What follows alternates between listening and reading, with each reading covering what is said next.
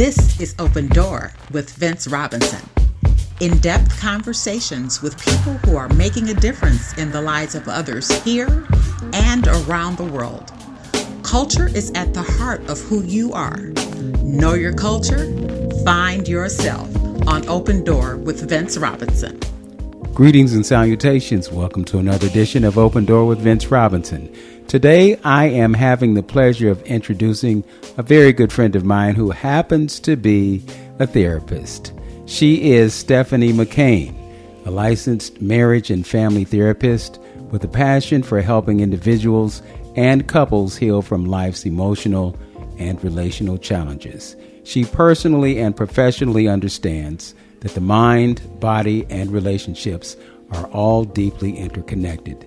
Therefore, she takes a holistic and integrative approach to healing. Her practice focuses on creating a safe, nurturing space for you to explore your experiences and move towards healing and transforming at your own pace. She has 20 years of experience in the behavioral health community and utilizes several evidence-based therapeutic modalities, including cognitive behavioral therapy, trauma-informed CBT, and eye movement desensitization and processing. She also incorporates couples therapy using attachment therapy, emotionally focused therapy, and Gottman methods, as well as mindfulness practices, somatic therapy, walk and talk therapy, and play therapy. It gives me a great deal of honor and pleasure to welcome Stephanie McCain. How are you doing today, Stephanie? I am well, Vince. Thank you for having me. I'm so glad to have you. And I know how important therapy is when it comes to mental health. Sometimes we focus on physical health.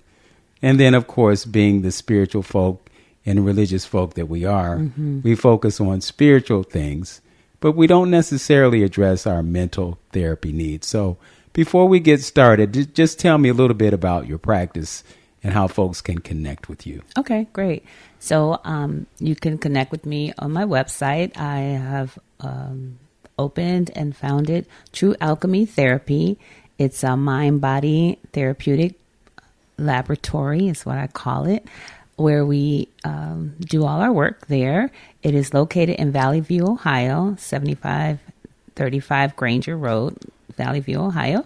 And you can get the telephone number from the website at truealchemytherapy.com. Okay, if you can give the phone number for those. Absolutely. 440-630-0309. One more time. 440-630-0309. Okay, so as we get started, what made you decide to make this your career path? So I've always been on a personal healing journey of my own, and I am a survivor of domestic violence. I am a survivor of childhood trauma and sexual trauma. And on my healing journey, I also found that I was a healer. I was able to be a voice for other people. And there was something magical that when people, without me ever telling them my story, when we would talk, they felt connected. And so then I started to get myself qualified to be licensed to do this work. But I've always done the work and been able to be attached or attuned to other people who were suffering from childhood trauma recovery, couples work, relationships. And so that's how I started. It literally was a calling. I guess that's what they call it. It would be a calling. Yeah. So essentially you went from being a victim to being a victor and putting yourself in a position to help others. Absolutely.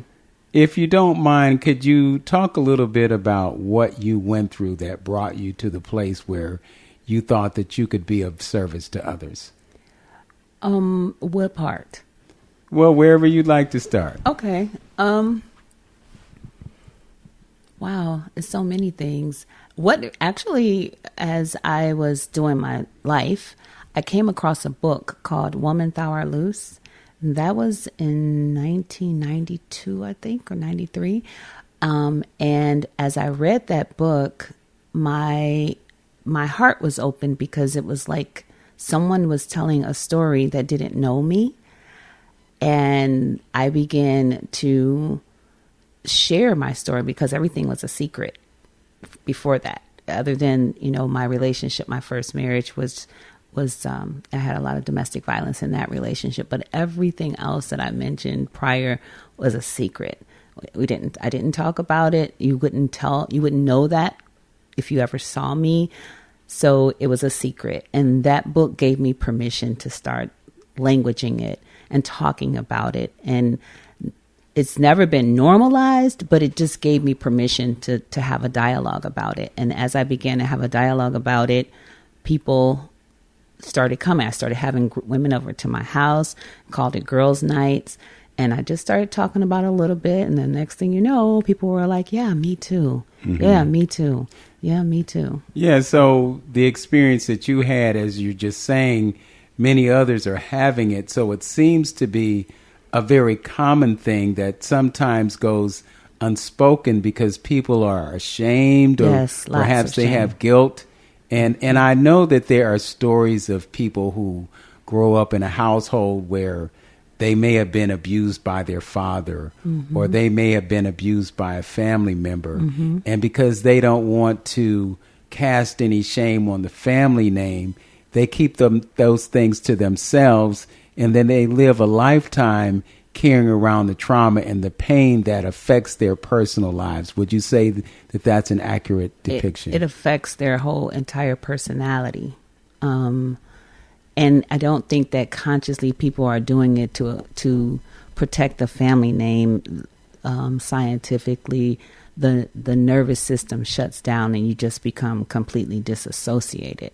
So it's not about protecting the family name. It's the body just shuts down because children, two things. They want autonomy, which is taken away in abuse, and connection. And so if I can't be autonomous or my authentic self, if I can't be authentically me, I at least can have the connection. So I do what I need to do to stay connected because myself can no longer exist. Once the brain has experienced trauma, I cannot show up as me. It's not safe to be who I am. So it's not so much about protecting the trauma, the family. It's more so a survival technique that the body does. Yes. That keeps us safe. I received that. I guess perhaps I was just reflecting on an episode that I saw of Iyanla Vanzant, mm-hmm. And it was a very prominent gospel family, mm-hmm. And they had experienced some of those things, and that was a sentiment that was expressed. So if by the time we get to, adulthood or whatever, yeah, I guess, right? Especially if you're well known and you're out here in the public. And I guess, to be very honest and transparent, me being able to have this dialogue with you is me no longer protecting the family. So I maybe unconsciously, but it's not an intentional thing unless, for me, it was not intentional to protect my family, and it wasn't conscious. It was more so survival. But I get where someone may have the conversation within the family, but then you dare not write a book or you dare not come onto a radio broadcast and have the conversation. So I can appreciate that. Right. That makes sense.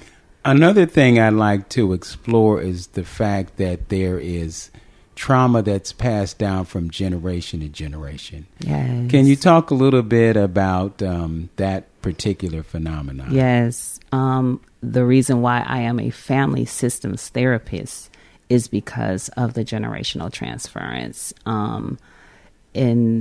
And what that is that I seek out for patterns. I always look for patterns whenever I meet with anybody because we're repeating behaviors generation after generation after generation. It is a thing and it is happening. So betrayal trauma is one of those ways that we keep secrets. We don't tell things that are happening. We don't make unsafe people unsafe. And we try to go on and pretend. That's a form of disassociation, right? We have to pretend that it's not happening, or we rationalize it. And And so generational transference is that if I'm going to use something that's not so intense. There's a story about a woman who would cut the bottoms of the hams off, both sides of a ham off. And one day her daughter said, "Why do we do that?" And she goes, "I don't know. My mother always did it. Your grandma always did it." And so the young lady went and asked her grandma, "Why do we do that? What is the purpose of that?" And she goes, "I don't know. My great grandma used to do it." Right. And so we just pass this on. Nobody knows why we're doing a thing, but we do it.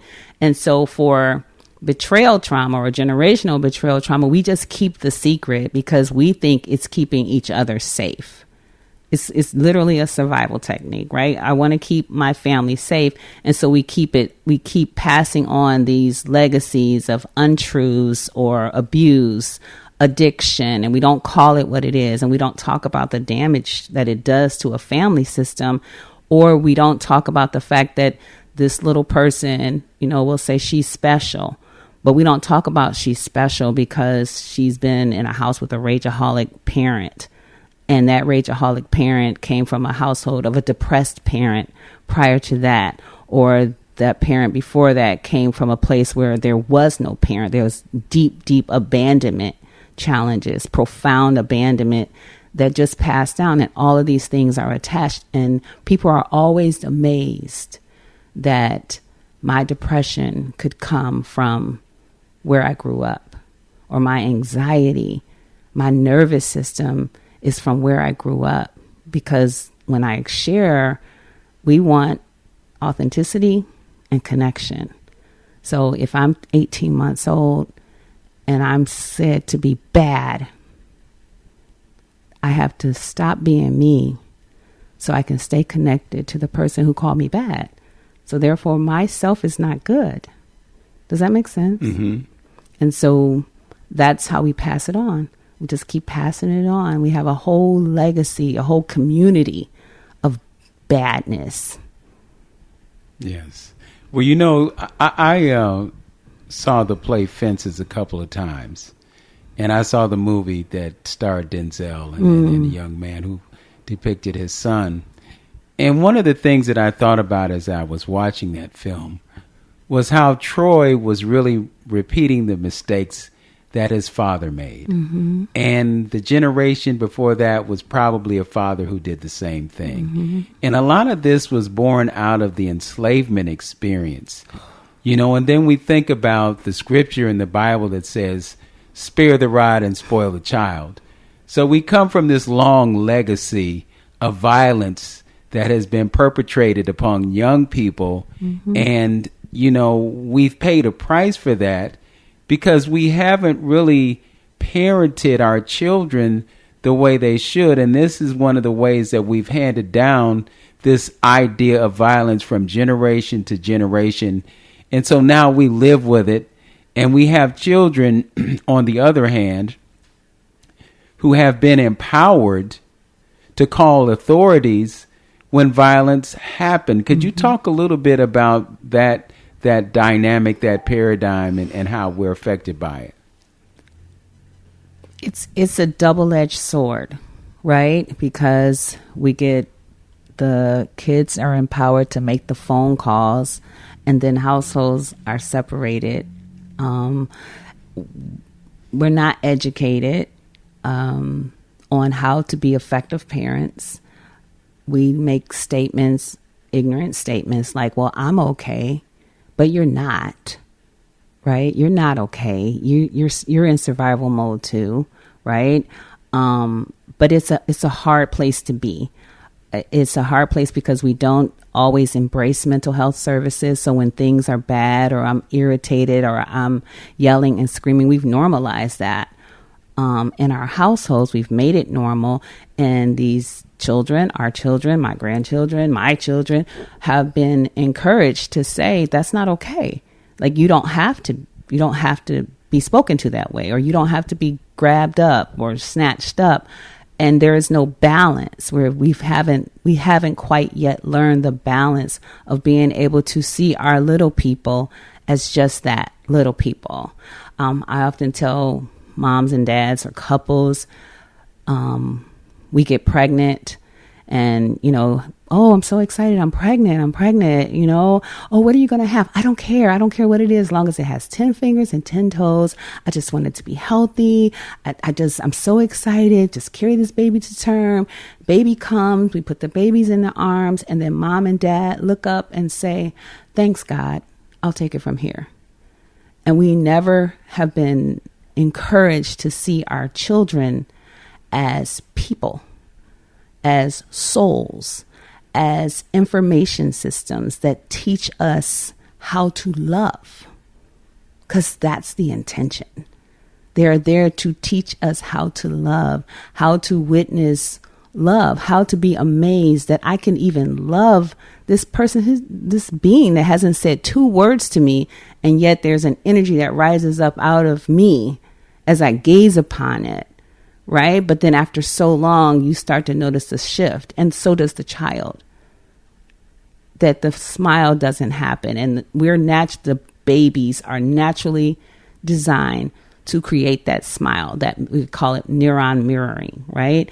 So when that happens and they're in a good mood, and then that face comes and it's not in a good mood, there's like science and reports that show how the baby will instantly start to cry if a mom looks at it with a frowny face, And so we haven't been taught as a community to be soft with our children and to love our children and to embrace our children. Somewhere we get this notion of an inconvenience.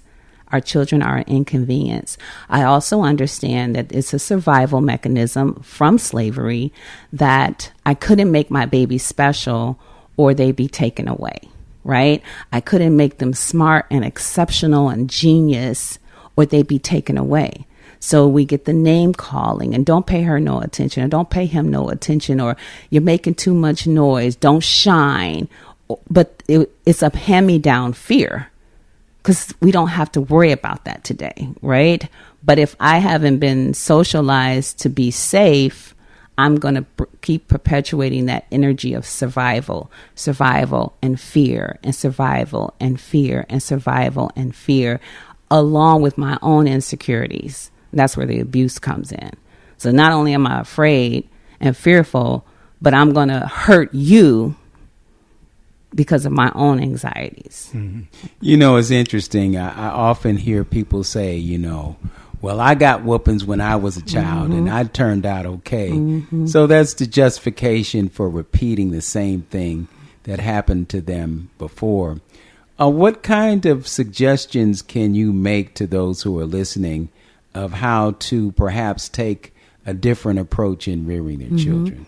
And I want to say to the person that says, well, I got spanked, that I'm okay, I want to challenge that reality. I do want to challenge that reality, because what is love?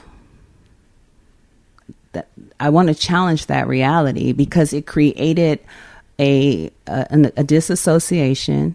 It created confusion, right? Because if you love me, you hurt me. And then you want to be upset with your daughter or your son when they are in these dysfunctional relationships and these connections. But you can slap me across my face and you call it love, but the guy across the street cannot. And so those are the type of things that I want to challenge someone that says, I'm okay. Actually, your brain and your nervous system would say otherwise.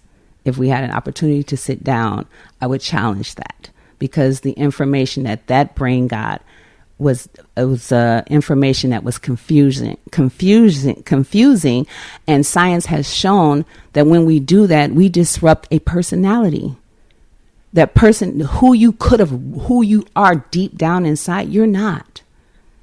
You are not. That first neuron that wires together, fires together. So if I get slapped, that's a message to my brain, and it has fired, and my brain is now wired to be in defense. And I'm constantly living in my amygdala, which is the part of the brain that tells us to protect ourselves. So anyway, so how to help support that is to begin to recognize that children are beings, humans, little adults, right? And that they're information systems, and they want to gather information, and they're here to give us information. They're messengers, just like we are. They're messengers, and becoming more curious about it.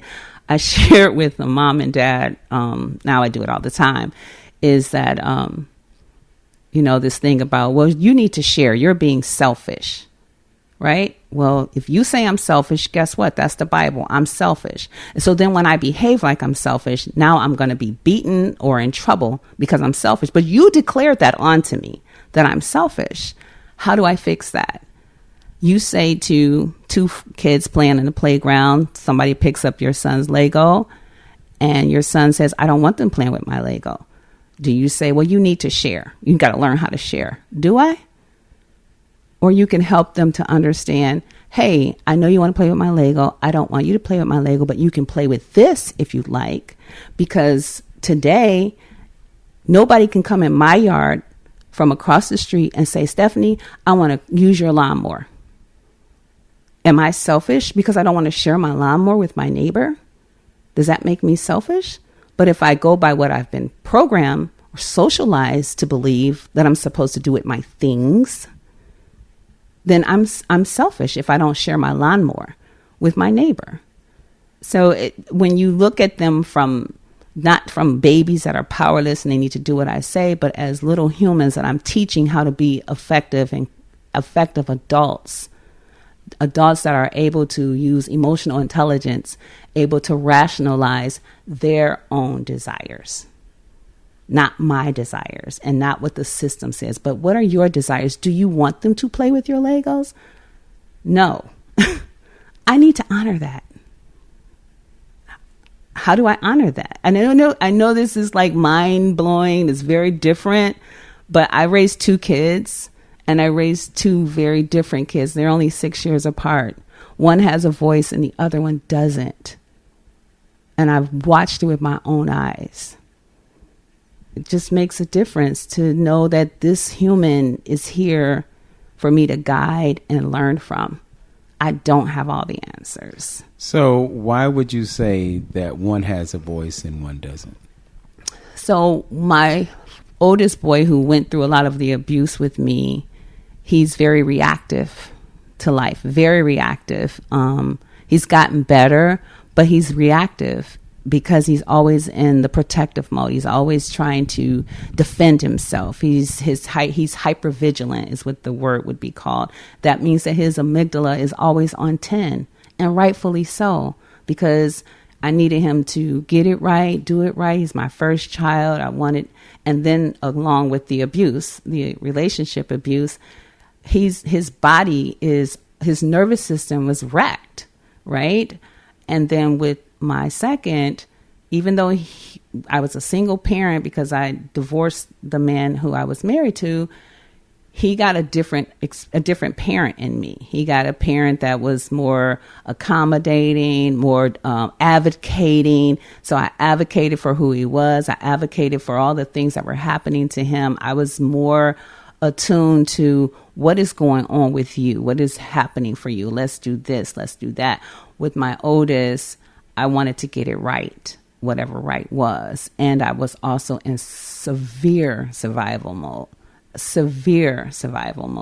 And so I know the difference between raising a kid that I'm attuned to and attached to, and one where I was in survival mode, in fear. I raised him in fear for the first 6 years. And then when his brother came, they both got the whole attuning and listening and all the things that I just come to learn different because I was no longer in survival mode. Yeah. So knowing what you know and being a licensed therapist, is there anything that you can do to perhaps help your eldest rewire, or is this something that really has to happen based on his own initiative and not your concern that he make the changes that you think would benefit him? So I encourage him to go to therapy. And he went for a little while. And his brother, he has a very good relationship with his little brother. And I can see the difference. He shifts, he changes, he loves talking to me. But but he needs to go and do the work. And I make a space for him to talk about everything, but I'm sure with whatever his fears are, the need to be authentic and the need to stay connected, he may not share with me all the things that he would like to share with me, but I know he shares some of them with his brother. I'll tell you how severe, how the brain works.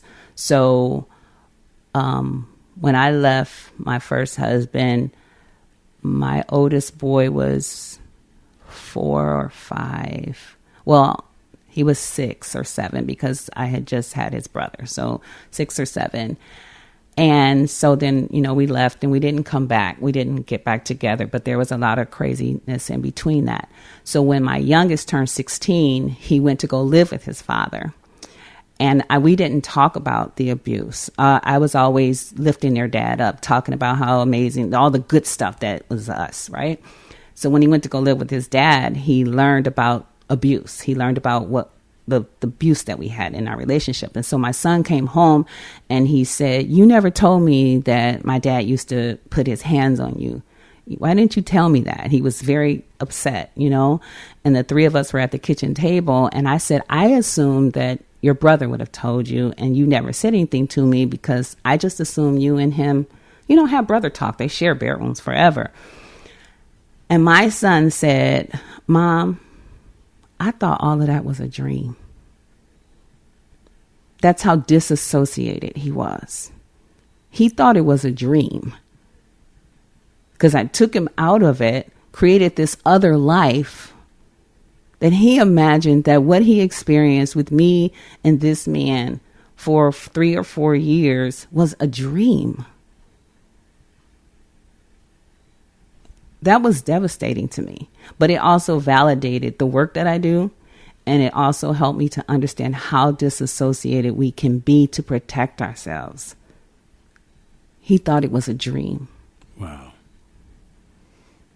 That's really putting it into a perspective that allows you to escape from the reality of what happened to you and to move forward with your life. Yes.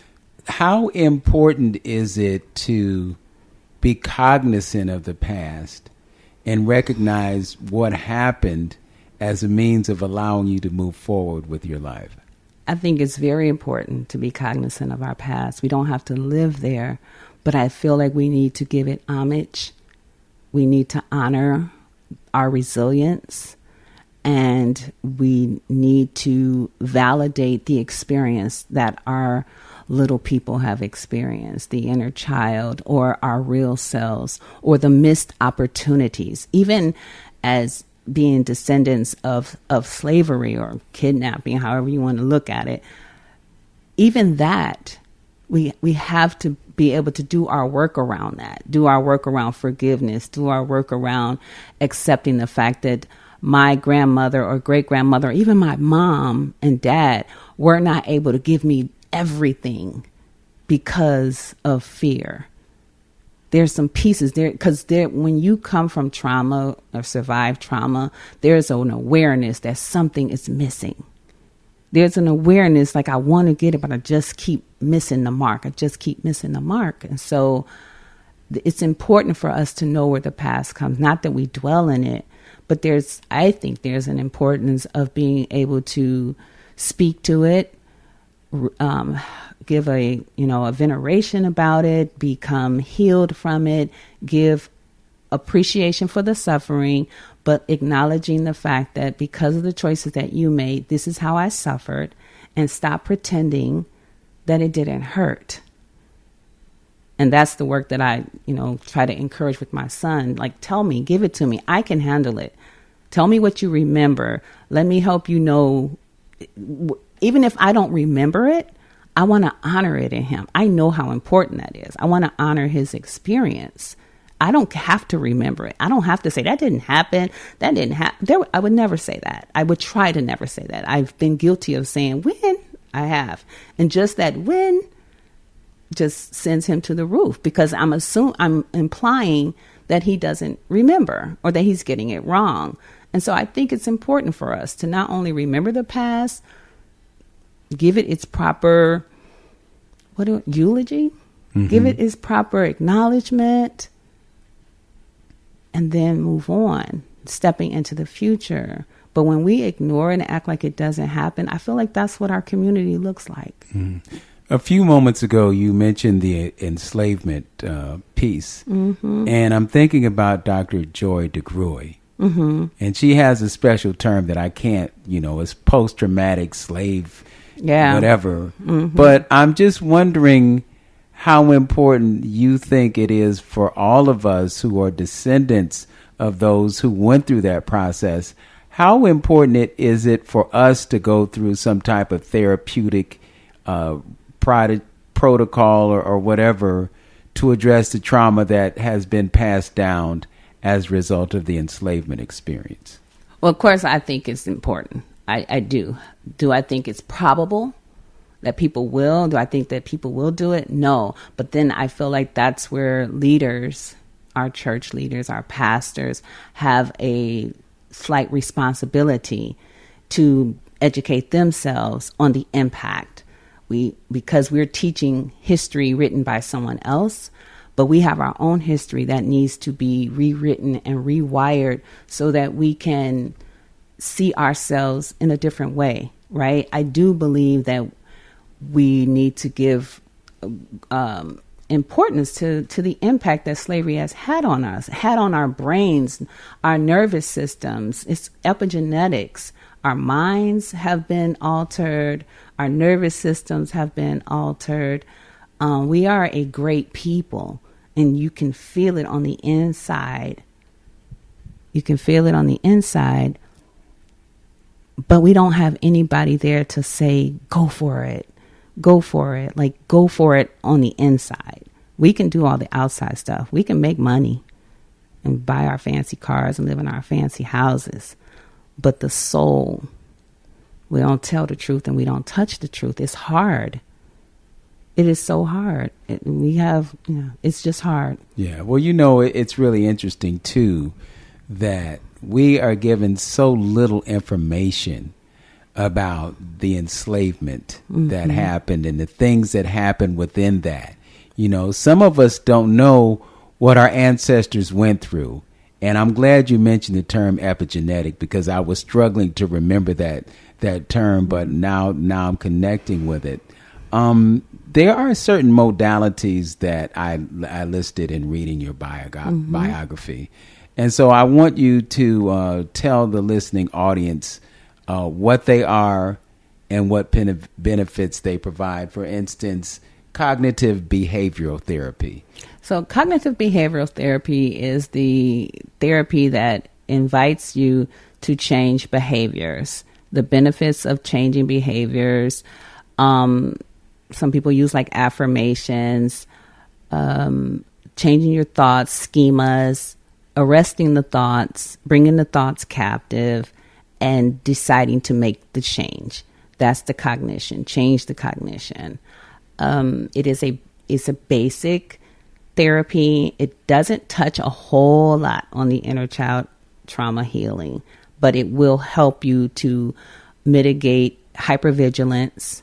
It helps you to bring it down. It gives you new behaviors. If I'm thinking this thought, you will learn how to change your thought, like begin to change the thoughts.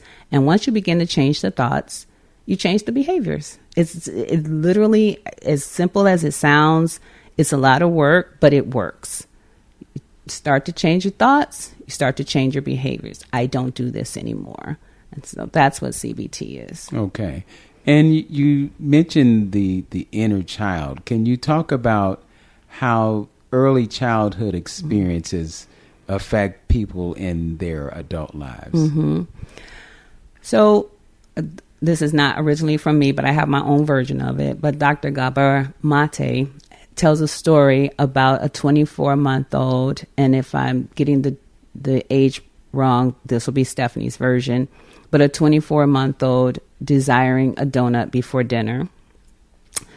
And the mother or caregiver says, no.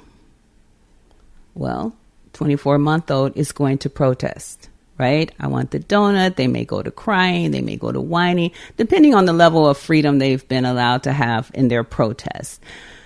remembering that between now and then, when a baby is born, we were created to protest. We come out crying. When we want to eat, we cry. When we want to get our diapers changed, this is the way we communicate. This is the way we share with the world. I have a need and please meet it. Right? So that's my brain's nervous system. That's what it does. And so when you say I can't have a donut, and I do what I've been doing, and all of a sudden that no longer is okay.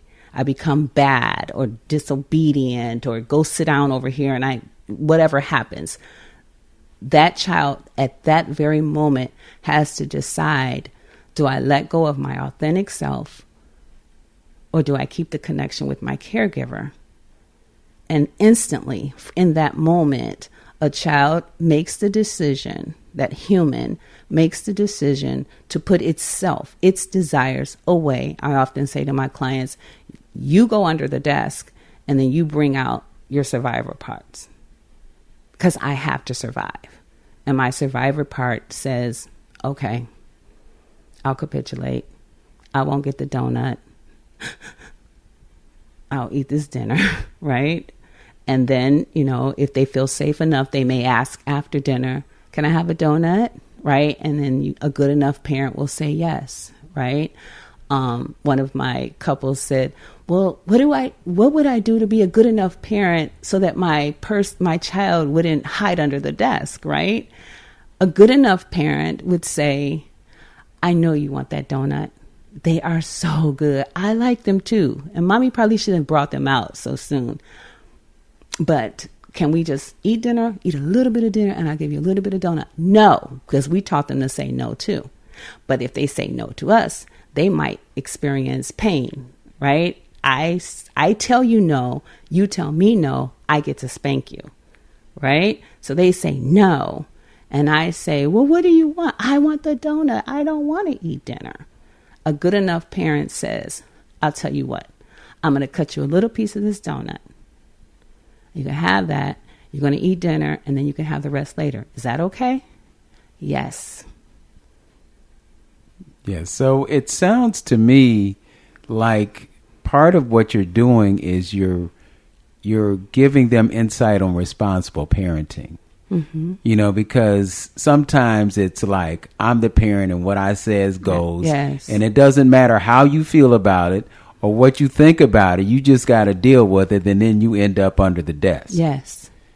So, and I'm also making the connection between that and emotional intelligence. It is. Because we don't grow up learning about emotional intelligence, and then we end up having dysfunctional lives simply because we're not able to enact or practice emotional intelligence within our daily lives. Exactly. And a child can be taught emotional intelligence from the time they come onto this planet.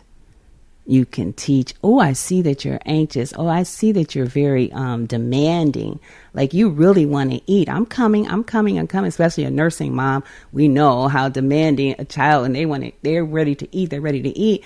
But instead of having the energy flow through your body of I'm exasperated, I'm exasperated, you want to pull them close and say, I get it. Mommy's slow, right? Acknowledging that there's a distress.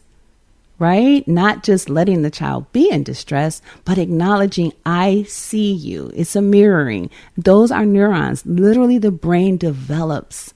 That's a whole brain child. Dr. Dan Siegel has an amazing book called The Whole Brain Child. I recommend it to every parent. Even if you're not a parent, but you've had childhood trauma, read it because it will help you heal your inner child. Because it's like, yeah, I wanted to keep talking about this thing. And my mom was like, enough, shut up, right? But when you learn that your brain develops when you keep talking about it, because that's what we do, you get to rewrite the script that's in your body. Yeah, as you explain this, it just goes to the importance of us communicating with each other, Just for instance, you mentioned smiling at a child and the child smiling back at you. If we can be more responsible in the way that we raise children, then they grew up to be whole people and not so involved in trauma that affects them for the best or the rest of their lives. Another one of the modalities that you practice is trauma-informed cognitive behavioral therapy. Talk about the difference between that one and then just the cognitive behavioral therapy. Trauma, pretty much they're similar, except we deal with the trauma and we have them do exposure. Like there's behaviors that we can do, like if there's like touching, breath work, and things of that nature that we incorporate into the CBT with trauma is more mindfulness this way, more mindfulness, more present moment, making sure that the schema is not a schema of the past, but a schema like that is here in this moment. Define schema. A thought process, a belief. Okay. I'm sorry. Thank you for doing that. I appreciate that. A belief system that I may be holding, I get to say, is this belief system a current belief system, or is it a belief from the past, or where did this come from? And so the trauma-informed therapy is helping a person become more aware. My favorite line is, this ain't that, right? So how do I deal with this moment cognition as opposed to the past? And so we just bring the past in and do the same thing that we do in CBT, but we help them to rewrite the narrative about that. I know this is a little bit off subject, but I'm wondering if you have any thoughts about the way we bring children into the world. Because I think, one, the birthing process is so important. And what has happened over centuries is it seems as though the birthing process is more for the convenience of those who are facilitating the birth, i.e., cesarean sections and all these other things, versus the way we used to do it, where we would bring them into the world and water, or we wouldn't slap the child, across the behind, and the first experience that they have is one of pain and trauma from Jump Street. So I know, again, it's off the beaten path, but do you have any thoughts about childbirthing processes and the way they impact life? So because I am a family systems therapist, it is one of my questions that I ask my clients during every intake, and it's the first homework assignment because a lot of people don't know their birth story. And so if they have a parent that is still here in the 3D, I ask them to go to their parent and say, what was my birth? What was my birth story? What was the story? Was there stress? Were you rushed? Because it makes a difference. It matters how the circumstances that are around, and people don't realize it. I never asked my mom what my birth story. I did. But I hear it all the time. I never asked my mom what my birth story is. I never asked her what was going on with her while she was pregnant with me. I never asked her if she was anxious or if there was a funeral, if somebody died. Was there a necessity to have to rush, for me to be born? It's very, very important because all of those neurons in the body and the brain is capturing all of this information, and it's developing the self. It is developing the self. It's true. Okay. Interesting. The story that I get from my mother is that she spent 22 hours in labor. But she also shared with me how much she was involved in self-education, at the time, and how she used to read to me and so forth and so on. So the result of the experience that I had with Mom is that she gave me the foundation to be a more intelligent child. So by the time I got to kindergarten, I was already reading. I was reading at the age of 3. And I'm a kindergarten dropout because, I'm doing addition and subtraction and writing and things. And my kindergarten teacher is upset with me or, criticizing me because I'm not coloring within the lines, so... I'm a kindergarten dropout because my mother understood that I was too intelligent to be there. Again, off the beaten path, but can you talk about the importance of breastfeeding our children? It's important. I cannot emphasize it enough. First of all, it gives you an opportunity to develop those neurons, the mirror neurons, because you get to gaze into the eyes of that other human, right? You get to witness that personality without language. We talk too much. We talk too much. But if you nurse, you get to just stare and look and witness, and just so much information is given to that child about you and what you think of them, and vice versa, right? The importance of breast milk is not just for the nutrients part, but for the brain development. That eye-to-eye contact, that skin-to-skin contact is a developmental process for our brains to develop. I can't emphasize it enough. Yes. The brain, the whole brain child, the whole development of that child, neurons that are able to wire together, fire together, wire together. And that development of watching and being able to look into a parent's eyes and spend that time. I see you, you see me. And it's not this 3D seeing. It's the eyes beyond the eyes that happen when you get an opportunity to nurse your child, if you're present in that moment. Now, if you nursing it on the phone or nursing and reading something that has nothing to do with, you and this baby, then that's a little counterproductive. Thank you for giving the baby the nutrients that it needs.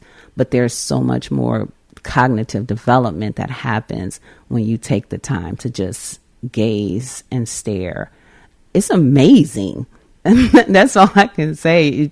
You look like, it's amazing. This whole machine is amazing when you're nursing. It's like, this is wild that my body is doing this. And I think it just completes the oneness, too, of the whole pregnancy process. Well, I think it's really kind of tragic that we look at feeding children more as a matter of convenience. And so we're so apt to just give them the formula, which is often soy-based and often has high fructose corn syrup and other things that are detrimental, and synthetic vitamins where, when that nursing mother is feeding their child, they're also giving them things that will protect them against, viruses and bacteria and so forth, and immunizing them actually. It is. And at the same time, we're giving our children all those shots, and setting them up for a lifetime of dysfunction as a result of the poisons that they're putting into their bodies. But that's a different subject. Things known and unknown, right?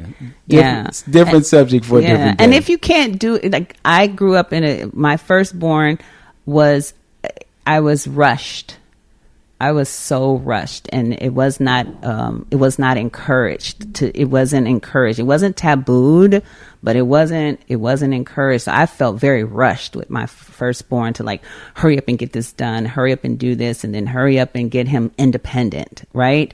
But with my second one, I just had a different experience. Well, you also didn't have the pressure of someone who was abusing you and him through that whole process. So exactly. I get it. Yeah. Let's move on to couples therapy. Talk about your practice and what you are able to accomplish with couples. So I use a lot of trauma work with my couples, especially my couples from the African American community. I do a lot of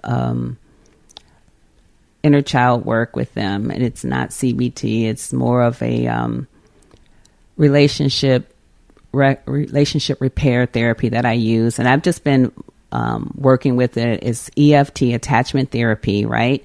That I have taken EFT and trauma therapy and put it together, and so we kind of deal with both people at the same time. I try to let them know that when you become dysregulated, what would it mean for you to know that this is your inner child, like this is your little person having this challenge. And so that helping the couples to understand that if you could support your person and saying, I noticed that you are seriously ticked off. Where is this from? Where is this taking you to, right? They only start to do that when they work with me. But learning how to go back to a place where this reminds you of, because a lot of times when we are severely dysregulated, it has nothing to do with the person that I'm dysregulated with. It has a lot of stuff to do with a trigger that's being triggered. And if my person has the skill to help me to go back there, talk that out, and then say, how can I help you right now? Because this ain't that. So that's the work that I do in my couples. Is a lot of times is this back and forth, inner child back and forth, and teaching them to support each other in their pain, in their hurt, right? It's because it's not just about the toilet seat. This is a trigger. Why? This is a trigger. There's something else that's happening. And so the work that I do is just helping them to understand that a lot of times the things that we say is her fault or his fault might be some stuff that I brought into the connection. Mm-hmm. So essentially, it seems to me that you are enabling them to communicate more effectively with each other. So absolutely. They can acknowledge the things that are bothering them, or as you said, triggering them, communicate with each other, and so they can neutralize some of the animosity that might erupt just because something is going unaddressed. Right. We're on the same team. Is it true? That's the work. We're on the same team. Is it true? Then what do we do? If it's true that we're on the same team, then what is this? How do I do that? Same way with the little person. If I love my baby, why am I creating pain for it? Where did I get that from? It's literally renegotiating. Couples literally have to renegotiate what relationship is and what do I want to call this? You come here for me. I tell people I'm not your last ditch effort therapist. Don't come. But if you want to stay in love or stay together with my person, I'm the person, because you get to understand that what you think is wrong or you think your person is wrong, a lot of times it's my stuff. It's my narrative. It's what I think relationship was supposed to be. And I want this person to accommodate that expectation. And that's not fair that this other human has to do that. The same way with a child that comes into my world as my kid, and now I need you to meet my expectation. Yes. Stephanie McCain, licensed marriage and family therapist. Talk to us again about your practice, where it is. Talk about your website and your phone number. Okay, great. We didn't talk about EMDR, and I'd like to do that the next time we get together, because it is a very powerful trauma intervention. But I am a certified EMDR specialist if anybody needs that. You can reach me at truealchemytherapy.com. I'm at 7535 Granger Road in Valley View, Ohio, 44125. My contact telephone number is 440-630-0309. And you can also find me on Psychology Today. And you just type in McCain, Cleveland, and I will come up. Okay. Any parting words of wisdom to those who might be out there thinking that, maybe I should try therapy, it could be for me, or no, I don't want to go down that road. Any wisdom that you can impart? Yes. Of course, I am going to advocate therapy, and I do know that therapy is not for everyone, but there is so much wealth of knowledge out here, and I say gather it, glean it. Doing this work is not easy, but that's when you know it's important for us to do. When you can't do it is when you need to do it. I'm telling you. But yes, I cannot. Well, I welcome everybody to therapy, and all therapists are not created equal. And so I know that that's sometimes what people struggle with, is that I've had a therapist, I didn't have a good experience, and I apologize that that's an experience. But don't give up on yourself. All right. I want to thank you for being my guest today, and I really appreciate the wisdom that you were able to impart. I'd like to remind the listeners that you can find this podcast on iHeartRadio. You can also go to my YouTube channel, which is Vince Robinson, and you can catch a replay of this broadcast on my YouTube channel as well. And if you go there, don't forget to subscribe, like, make comments, because it will help you tremendously and will help me tremendously as well.